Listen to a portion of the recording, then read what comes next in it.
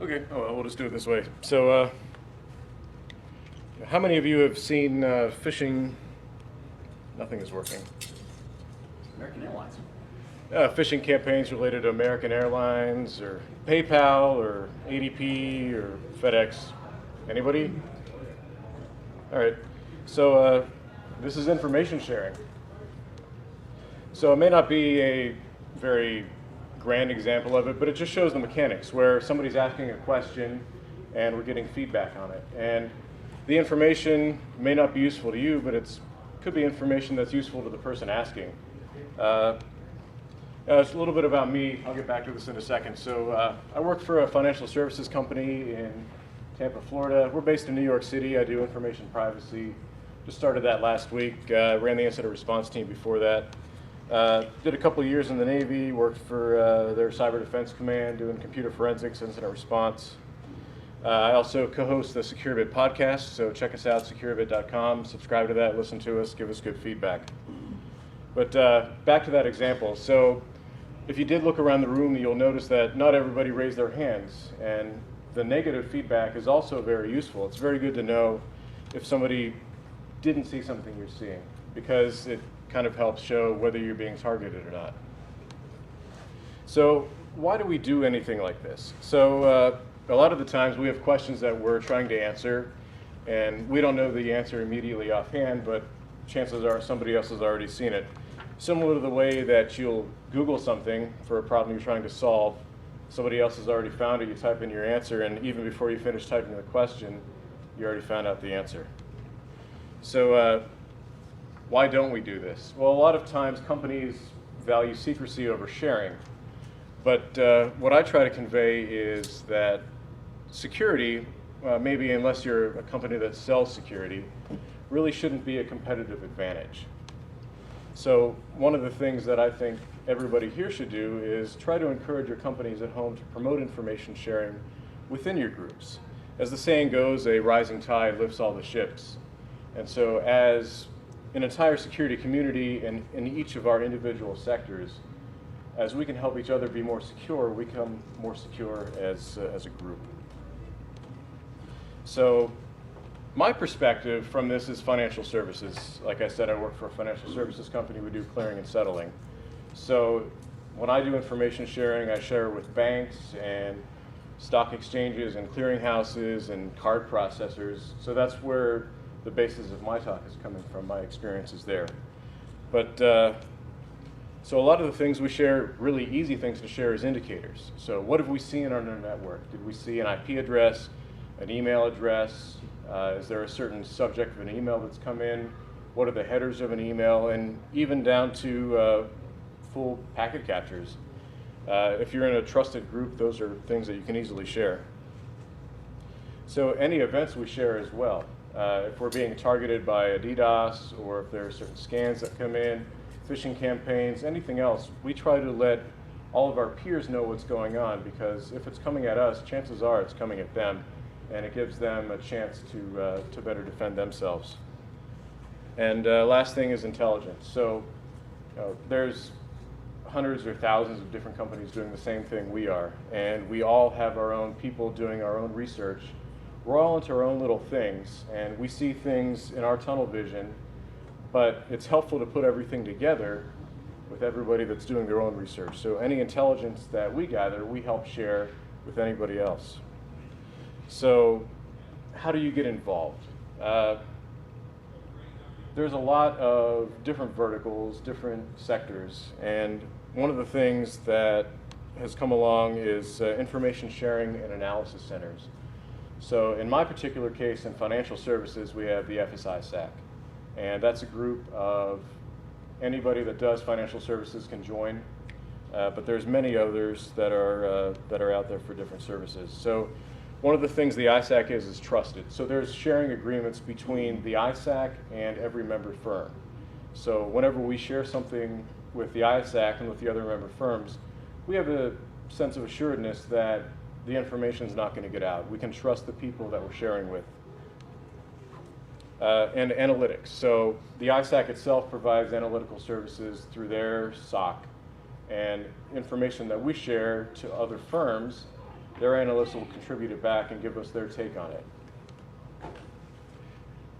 Sharing, which is what this whole talk is about, is how do you combine and fuse all these things together. So an ISAC will take all the inputs from everybody and come up with research papers and things that can be shared with a broader audience. And so for sharing, we share within the ISAC. So firm to firm we can share, and then the ISAC itself will take what we have and we can share it outside to different ISACs or even to the general public. And the third way we share is going to the government. So we can get lots of help from them with regard to intelligence and things that they've seen. And really, the way it's been recently is we give them everything we have and maybe we'll hear something back. But it's getting better. We're working on that. So the ISAC services that they provide is risk mitigation. So within the sharing group, you have companies ranging from a couple dozen people up to 100, 200, 300,000 people. So there's help. If a smaller company is having a problem, they can go out to the bigger companies, and we work together as a team. Even though we may be competitors on the business side, but when it comes to information security, we understand that there's really no competitive advantage there. That flows into incident response too. So when somebody does have a problem, they can reach out to us and we can lend a hand where necessary. And again, information sharing, which is what everything I'm talking about now. So I'm not sure what everybody works in. There's different verticals all around, different industries, and a lot of them have their own information sharing centers. And so the National Council of ISACs was put together to coordinate the sharing between all these different ISACs. And I'm just going to go through these really quick. So communication sector, if you work in telecom, anything like that, there's an information sharing group that you can join, you can share, and have trusted relationships. Electricity has their own. Emergency services, healthcare, information technology, maritime, the state and local governments. So this one is sponsored by the Center for Internet Security, and we get a lot of good information out of them. They have a perspective on different traffic that not a lot of us are privy to. Nuclear, they have their own information sharing group. Public transportation, so this could be buses, trains, anything like that. Real estate, so this may not seem very important, but with physical attacks on buildings and things, this has come to the forefront for public occupancy. Research and education, anybody that works for a university or any sort of research institute can join this and share information. Supply chain, this is one thing that affects pretty much everybody. The security of supply chain is key to the security of what we do, whether we buy things that we put on our network or even to the endpoint customer devices. So whenever they're sharing information and working together to make it better is better for everybody. The Water ISAC covers them. And lastly is the one I belong to, which is the Financial Services ISAC. So the White House realized that this is a good thing too. So the White House came up with Presidential Policy Directive 21, which established critical infrastructure and key resources. And they have identified 16 different sectors that they consider critical infrastructure, and that's what they throw their support behind. So with each of these, there are what they call sector-specific agencies that they use to promote information sharing between the private sector and the government. So within these 16 key sectors, each one has a sector-specific agency. So DHS has the largest share of it, and I'm not going to go through all of them here, but so what they want to do is anytime you have information that could be pertinent to other people, they want you to share it up with them. Department of Defense obviously does all the DoD stuff. Department of Energy. Treasury is what I go to for my financial services.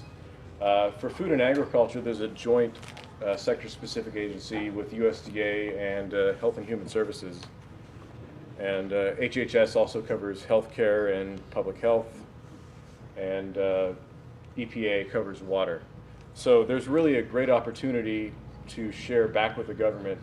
And one thing that they're doing, which was beneficial to me, was so I used to be in the Navy, and when I transitioned to the private sector, I lost my clearance and went inactive. But with the public-private partnerships that we have with the government, they're able to hold your clearance even though you work in the private sector. So that can enable sharing back to you from classified indicators that you may not normally be able to see. One of the challenges that we've had in my organization and that I've seen with many other organizations is getting the legal department's buy-off on this, because everybody wants to have really tight lips. Nobody wants to give information out, and everything's a secret. So legal agreements is one of the important things that an ISAC can do.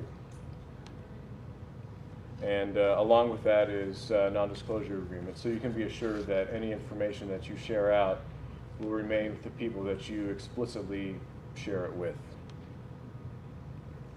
And privacy statements that go along with that as well.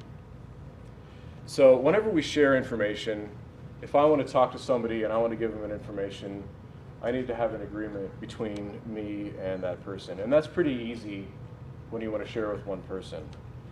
But when you bring another person into the mix, that complicates it. So now A already has an agreement with B, but now C wants to come in and share. So now C has to work out some deal with A, and then C has to work out with some deal with B. And each of those is time and money. It's a separate agreement that your legal department has to review, approve it, and it has to go all the way up. And it could take weeks or months and probably cost several thousands of dollars. And so we have A, B, C, D, E, and so they're all information sharing, but each one of them has to have an individual agreement with each other entity that they want to share with. And that's very complex, very expensive, and very time consuming, and really doesn't encourage the information sharing. It probably won't even happen at all.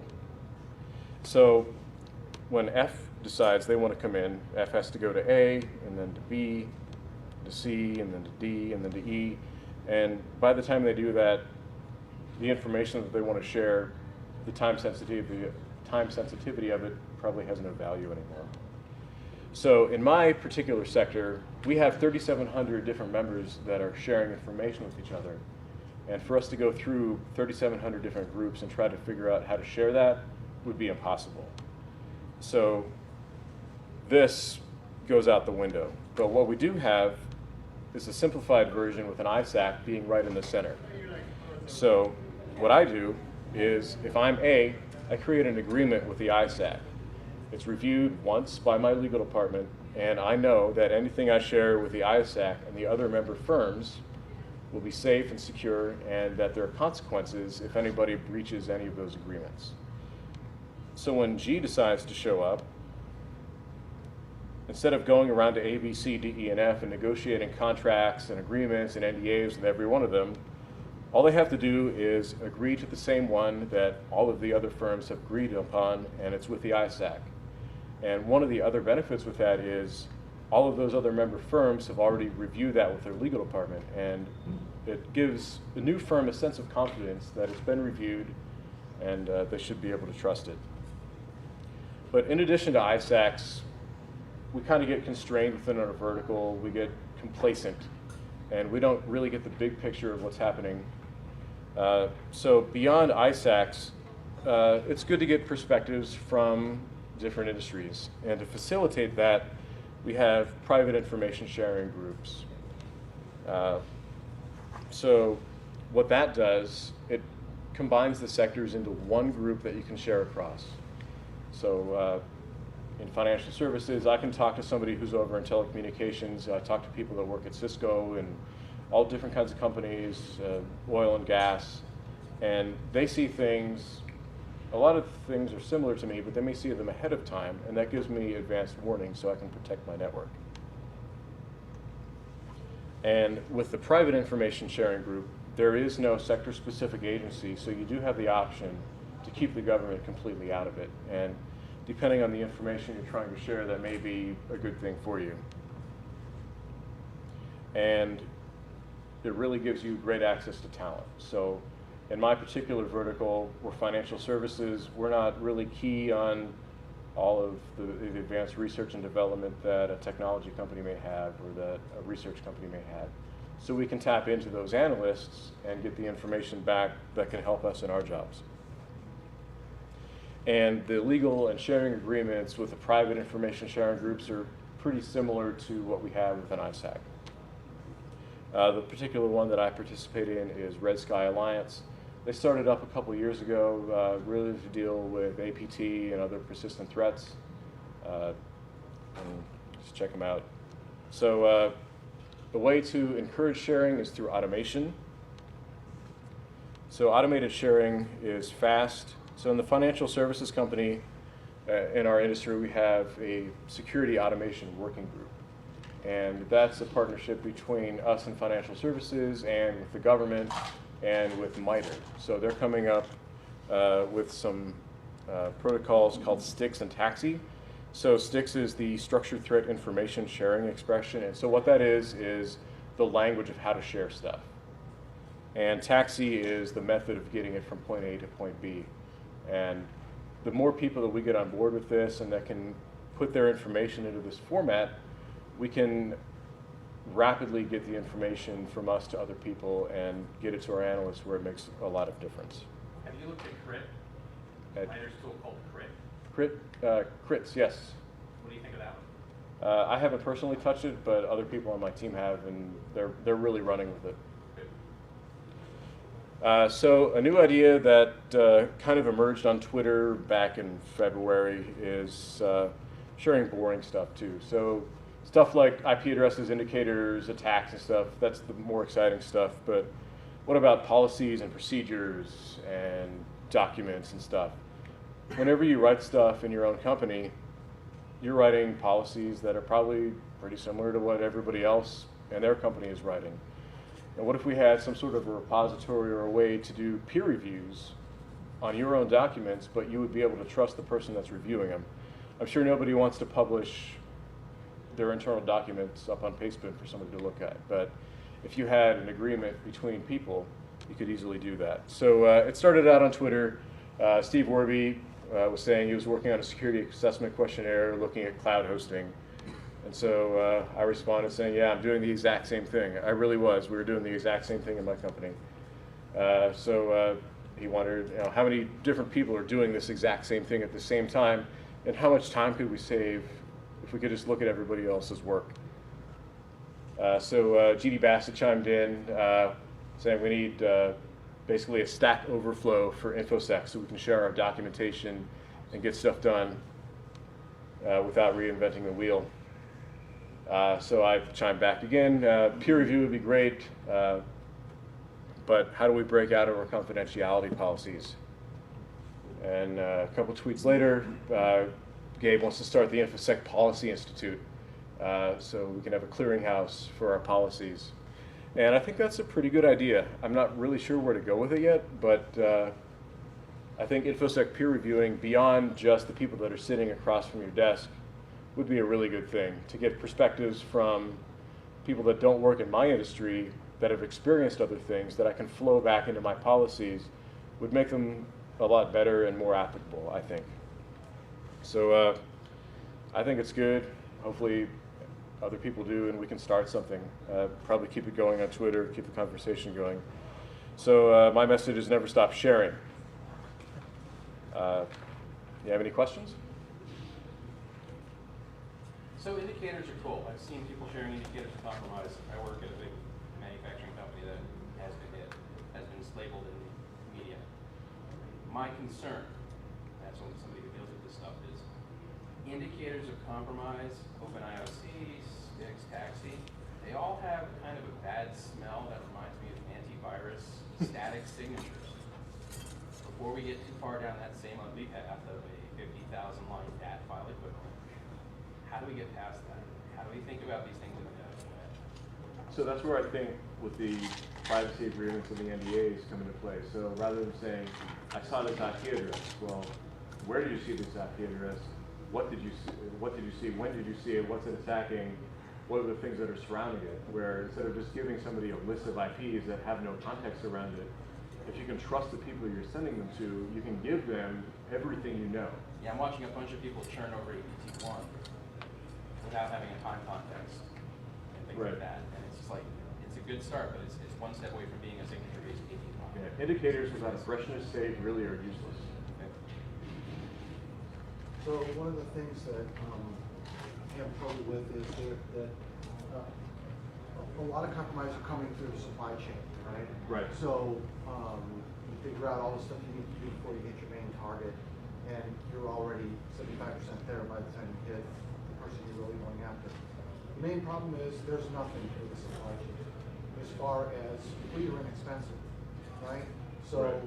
small companies that provide the supply chain, where do they go to get open source or freely available indicators that can bring them into the same type of detection with the big guys? So that goes back into those private information sharing companies. So in addition to getting the indicators to them, they can also communicate back saying, hey, we're seeing something. They may be an electronic supplier that you use in a widget down the line. But if you know that they saw something 2 months ago and that you're going to be receiving parts from them, that's good information. Take a look at SIP. SIP's another good tool for that, open source. Still not what I'm looking for. What are you looking for? Looking for a way that companies can automatically share information that doesn't cost them money, and that their whole legal department doesn't have to get involved in. Because a lot of the stuff really is anonymous. Like if you see an attack and you pull a signature out of it and say, you should look for this, that doesn't tell anybody, that there's no legal reason to not share that. But yet we still have this legal framework that says, no, you better not share that. But that's what I'm trying to get away from. If you just say, go look for this, that doesn't mean anything for me. I want you to say, go look for this, and this is why you should go look for this. This is what we saw, this is when we saw it, and this is why it should mean something to you. And I'm saying that's not available to me. It's not, but it is available through the information sharing agreements, the both public and private and sector-specific frameworks. And a pointer to someplace where you can